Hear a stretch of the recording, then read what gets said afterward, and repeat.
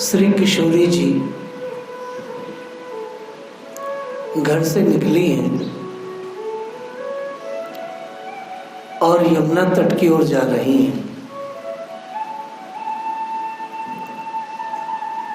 अचानक भगवान बीच रास्ते में मिल गए। कमर में काचनी पहने हैं, नटवर वेश धारण किए हैं। महारानी एकटक भाव से श्री चंद्रमा के समान सुंदर मनोहारी मुख को देखती रही। उस छवि पर राधा अपना तन मन न्यौछावर कर रही हैं, क्योंकि भगवान उनके प्राण धन है।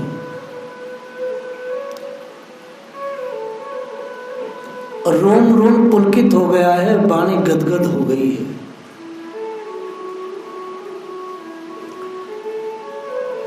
भगवान रुके नहीं, जा रहे हैं। तो जब रुके नहीं, जाने लगे, तो किशोरी जी ने कहा कि हे श्याम, आप मेरे मन को चुराकर इस तरह कैसे जा सकते हैं? कुछ दिन रुको तो सही। भगवान आज रुक नहीं रहे हैं। कई बार भगवान इसी तरह की लीला करते हैं। एकाएक भगवान ने श्री किशोरी जी के बाहों को पकड़ा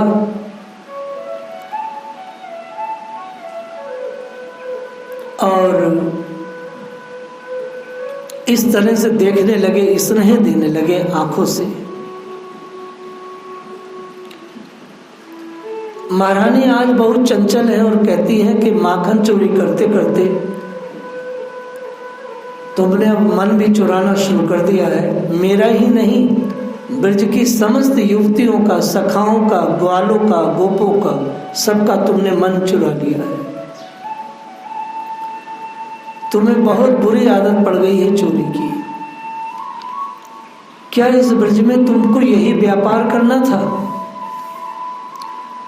और तुम ऐसे ढीठ हो गए हो कि स्थान स्थान पर सबका निरादर करते घूमते फिरते हो। लेकिन एक बात ध्यान रखना, यदि तुमने मेरा निरादर किया तो मैं तुम्हें बहुत गाली दूंगी। ब्रज में गालियों का बड़ा चलन है, मगर वो गालियाँ बहुत ही शालीनता की, बड़े प्रेम की होती हैं। और भगवान ने श्री ब्रह्मा जी से कहा भी है कि मुझे सामवेद इतना अच्छा नहीं लगता जितना कि ब्रजवासी मुझे गाली दे करके और तू से बात करते हैं, बहुत भाता है। भगवान यादवों के राजा हैं। यादवों में बहुत बल है। यह वो यादव नहीं है जो तथाकथित आज के यादव हैं। ये तो सब भील और बैकवर्ड लोग हैं। वह सब यादव तो क्षत्रिय थे और ये तो सब पिछड़े और बैकवर्ड हैं, ये तो शूद्र हैं। इनमें से कोई यादव नहीं है। ये जो कहते हैं कि हम यदुवंशी हैं, ये कोई वंशी नहीं है, ये तो खद्दू वंशी हैं। सिर्फ इनको आरक्षण चाहिए और सुविधा चाहिए। इनमें क्षत्रिय तत्व नहीं है। इनका खान पान रहन सहन कोई भी उन यदुवंशियों जैसा नहीं है जो भागवत में जिन यदुवंशियों की बात कही गई है।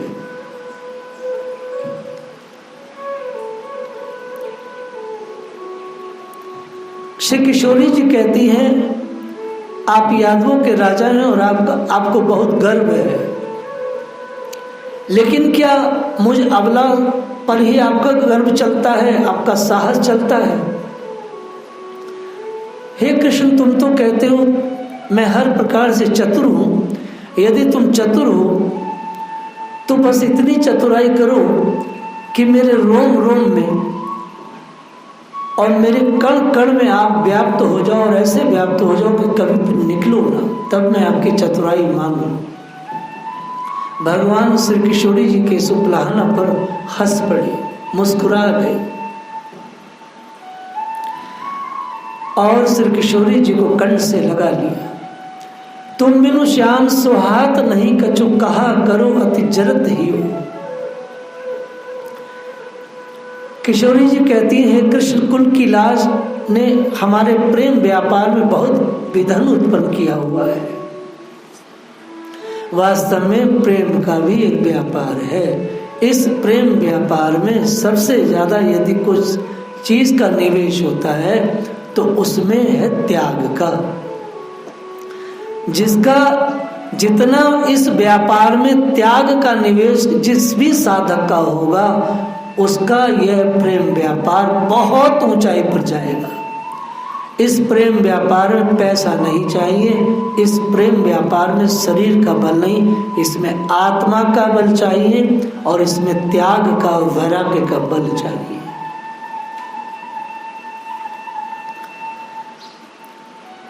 प्रेम व्यापार में संसार बहुत ही विघन देता है।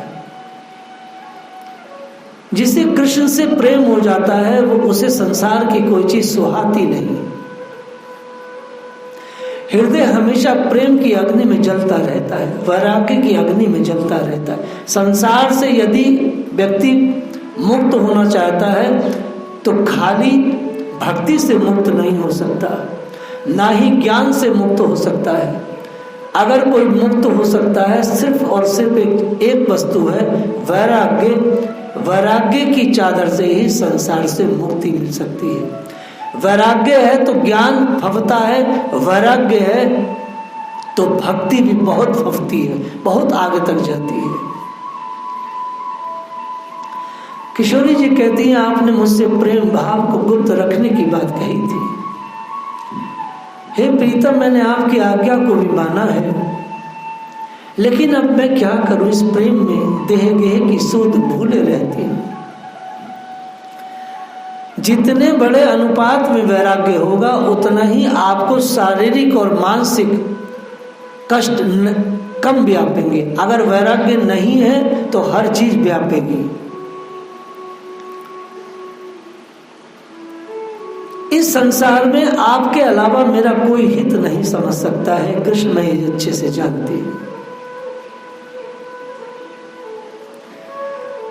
हे नाथ, आप अपने चरणों में मुझे स्थान दीजिए। भगवान ने किशोरी जी के इन शब्दों को सुनकर के विभोर हो गए, उन्हें अपने अंक में भर लिया। श्री कृष्ण ने उनके माथे को चूमा, उनके गाल को स्पर्श किया, उनके अन्य अंगों को स्पर्श किया, बहुत धीरे धीरे। तुम चिंता मत करो, मेरे प्राण तुम में बसते हैं, तुम ही मेरा अस्तित्व हो। कोई अपने अस्तित्व को कैसे भुला सकता है?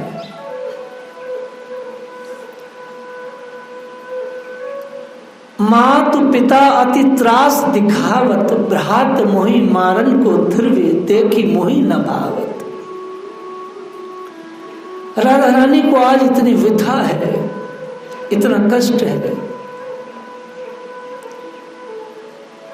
हे कृष्ण, हमेशा माता पिता मुझे भय दिखाते हैं, भाई मारने को दौड़ता है, मां ताने मारती है। इस प्रेम संबंध स्थापना पर लोग मुझे लाज की बात करते हैं।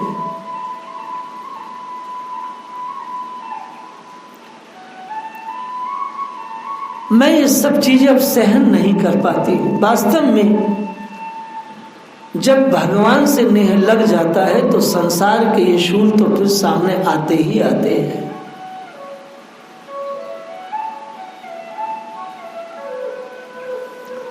राधा रानी कहती है, मेरे और तुम्हारे प्रेम संबंधों की विरोधी माताओं की संगति के दुख से मेरा उद्धार आप कब करेंगे? ये शब्द आप ध्यान से सुनो केशव। भगवान से जब व्यक्ति का संबंध हुआ, सूर्य जी कह रहे हैं, तो भगवान से संबंध बनने के बाद जो विरोधी जो संगति है, जो विरोधी समाज है, जिसमें माँ बाप भाई बहन वगैरह वगैरह, ये जो विरोधी संगति है, इस संगति से इतना दुख होता है, इतना दुख होता है, बहुत वेदना होती है। और जितनी वेदना उस विषम संगति में रहने से मनुष्य को होती है, भगवान उतनी जल्दी व्यक्ति का उद्धार करते हैं। देखिए, अगर आप भक्ति कर रहे हैं, भक्ति करते करते यदि आपको अपना परिवार, कुटुंब, आसपास का मोहल्ला, शहर सब बड़ा मीठा लग रहा है, तो ये आप जान के चलो कि आप भक्ति नहीं कर रहे हो, केवल टाइम पास हो रहा है। अगर भक्ति हो रही है, भक्ति का अर्थ है कि भगवान के से संबंध बन गया है। तो जैसे ही हमारा संबंध भगवान से बन जाता है तो वो सब सांप, बिच्छू, लोमड़ी लगने लगते हैं। वो सोचते हैं ये सब मूर्ख बना रहे हैं हमारा।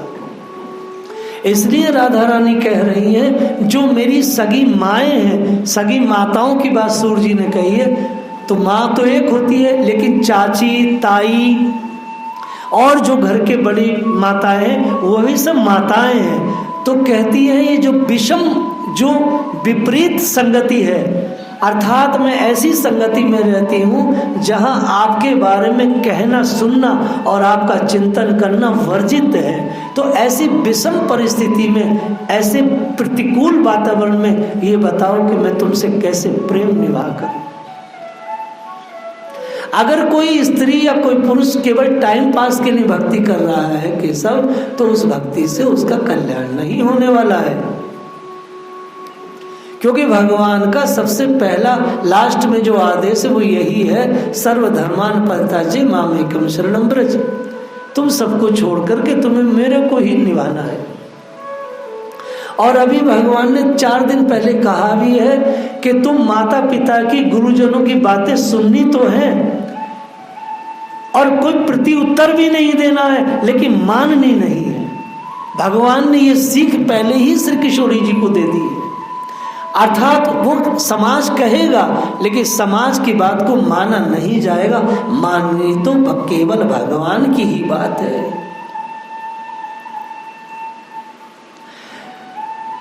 राधा रानी कहती है कि मैं माँ के त्रास को बर्दाश्त नहीं कर पाती, और हे प्रीतम, तुम्हारे बिना ये भवन मुझे सही मही के समान तपाने वाला लगता है। सर्पों के जो बिल होते हैं बड़े गर्म होते हैं, और सर्प लगता तो ठंडा है, लेकिन उसकी श्वास जो होती है वो बिल्कुल भीषण गर्म होती है। मैं ये सोच सोच कर मरी जा रही हूँ कि प्रभु कब मुझे इस पीड़ा से मुक्त करेंगे, या मुक्त करेंगे भी या कि नहीं। मेरी तो ऐसी दुविधापूर्ण और विकट स्थिति हो गई है। पर यह तो बताओ कि क्या तुम्हारे मन में भी कोई इसी प्रकार की दुविधा चल रही है? आपका कितना भी सच्चा प्रेम हो भगवान से या भगवान का आपसे, जहाँ बहुत आघात प्रेम होता है वहाँ पे इस प्रकार के संशय रहते ही हैं। इसलिए राधा रानी ने कहा, जो मन में मेरी दुविधा चल रही है, क्या ये आपके मन में भी चल रही है? तो कृष्ण कहते हैं, हाँ, मैं तुम्हारी किसी भी स्थिति और परिस्थिति से पूरी तरह परिचित हूँ और मुझे पूरा एहसास है। और भगवान ने उनको विश्वास दिलाया कि इस तरह से जो तुम्हारा चिंतन है, मैं बहुत ही जल्दी तुम्हें इन सब चीजों से मुक्त कर दूंगा, सारी मुक्ति मिल जाएगी। और वास्तव में 100 वर्ष तक जब किशोरी जी और गोपियां इस ब्रज मंडल में श्री कृष्ण के बिना रही, तो इस ब्रज में इस तरह की स्थिति हो गई, ना तो कोई नाच था, ना गाना था, एकदम पिंड ऑफ साइलेंस था। और यूथ की यूथ गोपियां निकुंजों में बैठ करके ध्यान मंगलम, केवल भगवान के उस मंगल में ध्यान, जो वो लीलाएं थी, और वो भी किसी से कहा नहीं, सुना नहीं, बस सिर्फ आंख नसिका के आगे रख करके आंख को और ध्यान मंगलम 100 वर्ष तक श्री गोपियों ने किशोरी जी के संरक्षण में बहुत विशेष उपासना किया। और इस उपासना का रहस्य उद्घाटन जब सूर्य ग्रहण पड़ा और जब वृषभानु बाबा और नंद बाबा सारे गोपी जनों को लेकर के कुरुक्षेत्र गए, और वहां जब श्री रुक्मिणी जी के द्वारा जब राधा रानी को दूध दिया गया और जब कहा गया श्री किशोरी जी से कि पीजिएगा, तो राधा रानी ने कहा कि जब से प्रीतम गए हैं आज पर्यंत तक हमने तो दूध देखा ही नहीं, इसका अर्थ है कि 100 वर्ष तक ये लोग कैसे जी हैं, न दूध न दही न घी और न फल, बस जैसे तैसे इन लोगों ने अपने जीवन को जिया। लेकिन गोपियों की वो जो भक्ति है, गोपियों का वो जो त्याग है, वो जो 100 वर्ष तक उन्होंने भजन किया, उसका आज संसार में कोई आचार्य ना तो कुछ कहते हैं, ना ही कोई पुस्तकें हैं, कोई उन 100 वर्षों के लिए बात करने को तैयार नहीं है। भगवान ने संकेत दिया कि मैं तुम्हें बहुत जल्दी मुक्त करूंगा। वस्तुतः वे माता पिता धिक्कार के योग्य है, वे भाई धिक्कार के योग है, वह समाज धिक्कार के योग है जो श्री कृष्ण के मिलन में और श्री कृष्ण की भक्ति में बाधा पहुंचाए।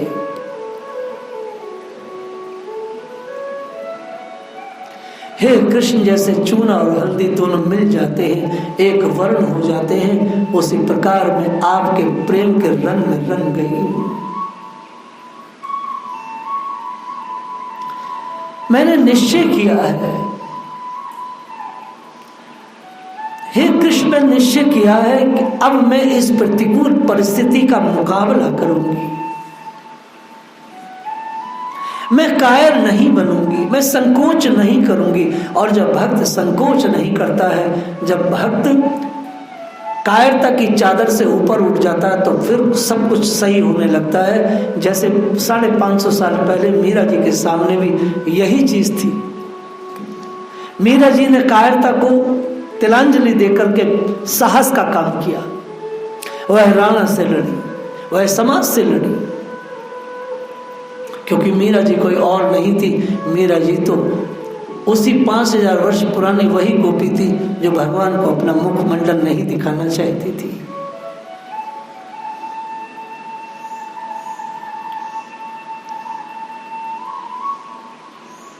मैं सच कहती हूं, अब मैं किसी से डरूंगी नहीं। ब्रज के लोग, कुटुंबी जन, सारे जगत के लोग जो भी कुछ कहेगा, अब मैं उनका निरादर करूंगी।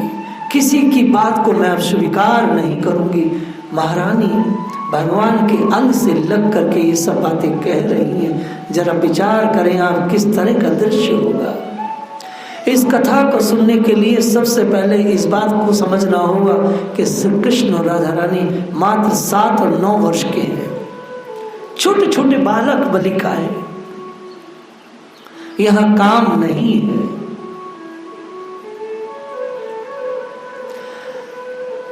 तुमसे दूर रहने का दुख, लोगों के त्रासदानों का दुख, कुल की मर्यादा का दुख अब मुझसे सहा नहीं जाता है। इन विमुखों के, श्री कृष्ण जो तुमसे विमुख लोग हैं, जो तुम्हें नहीं चाहते हैं, इनके वचन सुन सुनकर अब तक मैं मरती रही हूं, लेकिन अब मैं मरूंगी नहीं।